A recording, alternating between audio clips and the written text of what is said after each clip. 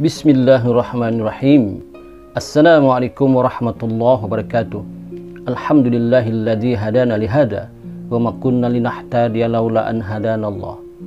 Asyhadu an la ilaha illallah wahdahu la syarika lah wa asyhadu anna Muhammadan abduhu wa rasuluh. Allahumma shalli wa sallim ala sayyidina wa nabiyyina Muhammad wa ala alihi wa sahbihi ajma'in. Amma ba'd. Alhamdulillah, banyak-banyak bersyukur kita kepada Allah Subhanahu wa ta'ala kerana dengan izinnya, dengan limpah dan kurnianya, maka alhamdulillah sekali lagi kita dapat bertemu dalam siri-siri tazkirah online ini. Moga-moga insya-Allah apa yang akan disampaikan nanti dapat memberi manfaat terutama pada diri saya sendiri dan juga kepada para penonton sekalian, insya-Allah. Dan saya doakan moga-moga para penonton sekalian sentiasa sihat walafiat, panjang umur, murah rezeki, diberi kebahagiaan di dunia dan di akhirat, insya-Allah. Para penonton sekalian, kita sering kali mendengar berita-berita tentang musibah-musibah ataupun bencana alam yang menimpa di kalangan sama ada keluarga kita ataupun rakan-rakan kita ataupun jiran-jiran kita dan juga sahabat-sahabat kita di negara kita ataupun sahabat-sahabat kita seagama kita di negara-negara lain di dunia ini. Subhanallah. Umpamanya seperti bencana alam, seperti berlakunya gempa bumi yang dahsyat, ya, yang menyebabkan kerosakan harta benda, bahkan hingga terjadinya kematian, ya, terjadinya kematian yang menyedihkan. Begitu juga bala bencana peristiwa seperti banjir besar, ya, yang melanda di sesuatu negara menyebabkan kerosakan harta benda, biasalah, ya, kehilangan orang-orang yang tersayang. Bahkan yang melanda satu dunia sekarang ini yang masih belum redah lagi ini adalah pandemik COVID-19, satu wabak penyakit yang membawa kematian jika tidak dapat diubati. Ya, ini adalah satu musibah daripada Allah SWT, dan ini adalah juga ujian. Mengikut pandangan Islam bahawa ini adalah ujian bagi umat Islam. Moga-moga umat Islam itu yang dilanda ujian ini banyak-banyak bersabar, yang pertama. Yang kedua, moga-moga dihapuskan dosa, diampunkan dosa yang telah pernah mereka lakukan dengan sebab berlakunya musibah ini. Sekiranya mereka sabar, maka Allah Subhanahu wa taala akan insya-Allah menghapuskan dosa mereka yang terdahulu, ya. Kemudian yang ketiga, Allah Subhanahu wa taala sekiranya mereka sabar dengan bala bencana dan musibah ini, ujian ini, Allah Subhanahu wa taala akan tingkatkan darjat dan kuatkan iman mereka untuk menghadapi segala dugaan dan cubaan ini. Ya, ini adalah ujian dan cubaan yang berlaku di dunia ini. Maka sebagai umat Islam, kita kena bersabar, tuan-tuan, para penonton sekalian. Kerana bukan kita minta musibah ini datang, tetapi Allah yang jadikan. Ya, kuatkan iman dan kuatkan iman. Menyentuh tentang iman ini, saya nak bawa satu cerita yang benar yang dipetik daripada hadis Nabi Muhammad SAW, ya, untuk menguatkan iman kita. Bagaimana kisah ini dia menceritakan, mudah-mudahan dan moga-moga kisah ini dapat menjadi pendorong pada kita supaya kita sentiasa sabar dan kuatkan iman kita kepada Allah Subhanahu wa taala. Iaitu peristiwa ini berlaku di zaman Nabi Musa alaihissalam. Ya, di zaman Nabi Musa alaihissalam, iaitu ada seorang wanita, ya. Ada seorang wanita di zaman Nabi Musa alaihissalam yang mana ceritanya ketika Nabi Muhammad sallallahu alaihi wasallam di Isra' dan Mi'rajkan oleh Allah. Ketika peristiwa Isra' Mi'raj itu, maka Nabi melalui satu tempat yang mana tempat itu berbau sangat harum, ya. Baunya sangat harum, ya. Harum baunya. Maka kata Nabi kepada malaikat Jibril, "Wahai Jibril, bau apakah ini?" Maka kata Jibril, "Ini adalah bau masyitah." Ya, bau masyitah yang mempertahankan imannya kerana takut pada Allah Subhanahu wa taala. Bagaimana ceritanya para penonton sekalian tentang masyitah ini? Saksikan selepas ini.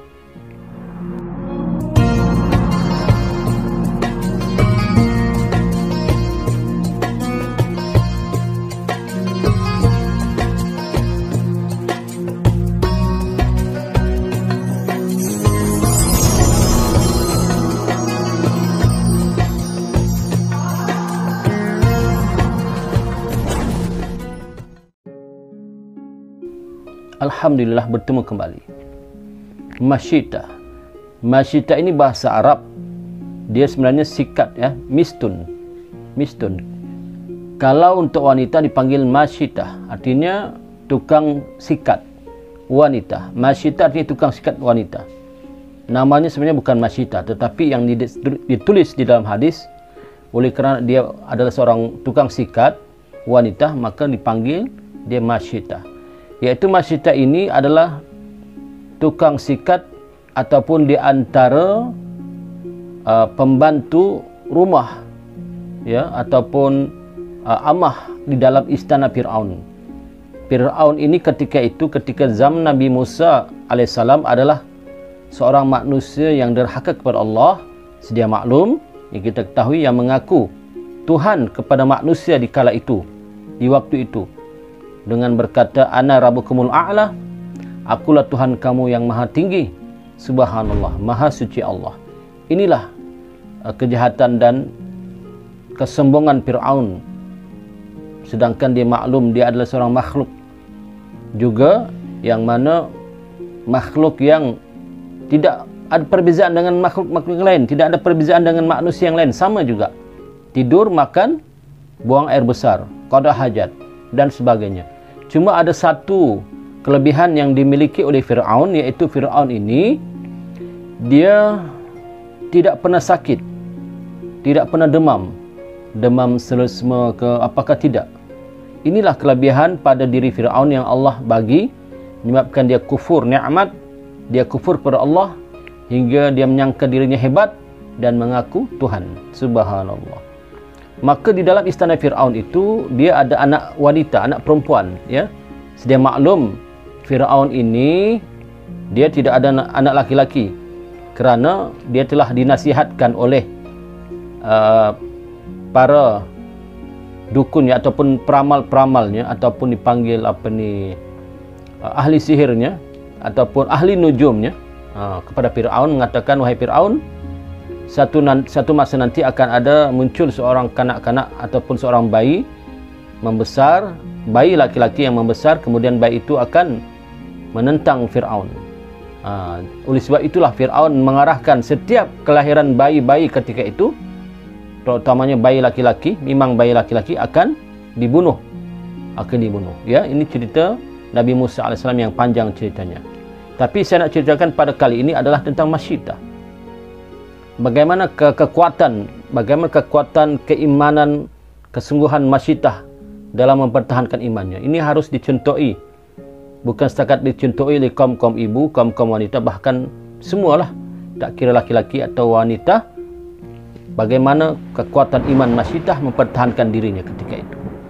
Jadi di istana Fir'aun yang besar ini, ya, Fir'aun ini sedia maklum dia memiliki kerajaan yang besar ketika itu, tentera yang hebat ketika itu, kekayaan yang hebat ketika itu, harta benda yang hebat ketika itu, hingga peninggalan yang dibuat oleh Fir'aun adalah satu peninggalan yang tidak pernah ataupun sehingga hari ini para eketik, ya, para eketik saintis tidak tahu bagaimana kaedah ataupun teori untuk membuat piramid yang begitu besar dan tinggi. Kerana piramid ini dibuat daripada batu bata yang besar, ya, bukan batu bata yang kecil, yang besar, tuan-tuan. Jadi sehingga hari ini para eketik dunia akhir zaman ini memikirkan bagaimanakah caranya untuk mengangkat batu bata yang hebat, yang besar itu. Apakah jenis alat ataupun mesin yang digunakan untuk mengangkat batu bata yang besar hingga ke atas, ke puncaknya. Subhanallah, nampak peninggalan kehebatan Fir'aun yang Allah jadikan, hinggakan dia rasa sombong, ego dan mengaku Tuhan. Kembali kepada cerita Masyitah, maka pada suatu ketika Masyitah ini telah menyikat rambut anak Fir'aun yang wanita ini. Sikat biasa, amah, ya, amah, pembantu rumah, ya. Sedangkan di istana itu banyak pembantu rumah Fir'aun, maka dia pun sikat rambut. Ketika dia sikat rambut, tiba-tiba tanpa disengajakan sikat itu jatuh. Maka Masyitah pun mengambil sikat itu dengan perkataan Bismillah. Bismillah, dengan nama Allah. Maka ketika Masyitah mengambil sikat yang terjatuh itu dengan perkataan Bismillah, didengari oleh anak Fir'aun. Anak Fir'aun pun sama macam bapaknya juga, ya. Tidak ada balas kasihan. Padahal kanak-kanak lagi tu. Maka dia kata, apakah yang kamu ucapkan tadi, sebentar tadi? Aku dengar ada satu perkataan yang lain, yang pelik. Maka kata Masyitah, Bismillah, dengan nama Allah. Apakah Allah itu ayahku? Apakah Allah itu ayahku? Kata budak kanak-kanak perempuan itu kepada Masyitah. Apakah Allah itu ayahku? Kata Masyitah, tidak, itu bukan ayahmu, tapi itu adalah Tuhanku, Tuhan Rabbul Alamin, Tuhan sekalian alam. Apakah ayahku bukan Tuhan? Kata kanak-kanak wanita itu kepada Masyitah, apakah ayahku ini bukan Tuhan?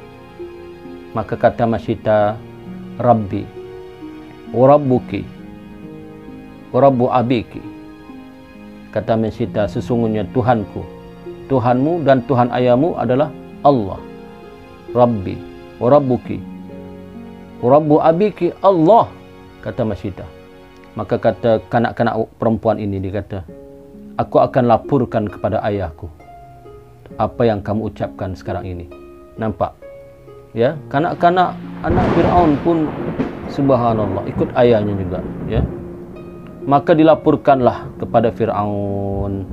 Pendek ceritanya, bila dilaporkan kepada Fir'aun, maka Fir'aun pun memanggil Masyitah. Kata Fir'aun kepada Masyitah, wahai Masyitah, apakah ada lagi Tuhan daripada aku ini? Sombongnya Fir'aun. Subhanallah. Kata Fir'aun, apakah ada Tuhan selain daripada aku? Maka apa jawab Masyitah? Rabbi wa Rabbukumullah. Rabbi wa Rabbukumullah, Tuhanku adalah Tuhan kamu juga. Subhanallah. Maka kata-kata Masyitah itu, ya, menyebabkan Fir'aun marah.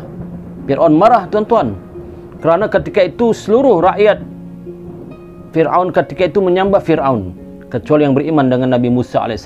Tapi seluruh rakyat beriman dan menyembah Fir'aun, ya, kerana Fir'aun ini ketika itu mengaku Tuhan, hinggakan siapa-siapa saja yang mengatakan ada Tuhan selain daripada Fir'aun, selain daripada dia, maka akan dihukum bunuh. Subhanallah. Tidak payah lagi di soal siasat ataupun ni hukum penjara sebulan, 2 bulan, 6 bulan, masuk ISA, tidak. Terus dibunuh. Subhanallah, ya. Dahsyat. Maka sekali lagi berkata Fir'aun kepada Masyitah, wahai Masyitah, apakah ada Tuhan selain daripada aku? Sekali lagi Masyitah dengan kekuatan iman, dengan teguh, dengan keyakinan, ya, yang kuat. Rabbi wa Rabbukumullah, Tuhanku dan Tuhanmu adalah Allah. Maka apa yang dikatakan Masyitah itu menimbulkan kemarahan Fir'aun. Maka Fir'aun pun memerintahkan kepada Haman untuk menyiksa dan membunuh Masyitah ini bersama dengan keluarganya. Ya, rupanya Masyitah ini ada suami dan mempunyai 4 orang anak. Salah satu anaknya itu adalah anak yang masih kecil, masih bayi, yang masih menyusu. Subhanallah. Maka diperintahkan, disuruh, ya, diperintahkan oleh Fir'aun kepada Haman untuk membuat satu kuali yang besar, yang kuali besar gergasi kuali, dan diletakkan minyak di atasnya, kemudian dimasak minyak itu hingga mendidih. Subhanallah, tuan-tuan. Mendidih, menggelegak minyak itu macam kita lah. Kita nak goreng ikan. Coba tuan-tuan bayangkan bagaimana keadaan orang yang ingin menggoreng ikan goreng. Ya, ada kuali, diletakkan minyak di atasnya, dipanaskan minyak itu. Apa terjadi? Subhanallah. Dapat bayangkan tuan-tuan? Ini kuali besar, kuali gergasi yang besar, diletakkan minyak di atasnya. Setengah riwayat mengatakan air. Mana-mana riwayat pun kita boleh terima. Air, panas, air yang dipanaskan, dididihkan. Setengah riwayat mengatakan minyak yang dipanaskan dan dididihkan. Ya, tak kiralah minyak atau air, tapi yang penting dipanaskan hingga mendidih. Kemudian diperintahkan kepada Masyidah dan keluarganya, sekali lagi jika tidak beriman dengan Fir'aun, maka mereka akan dilontarkan ke dalam kuali yang mendidih itu satu persatu. Subhanallah, Masya Allah. Ya, bagaimana kalau kita, tuan-tuan? Akhirnya bila ditanya dengan Masyidah, adakah Tuhan selain pada aku? Kata Fir'aun, aku tidak akan beriman kepada kamu.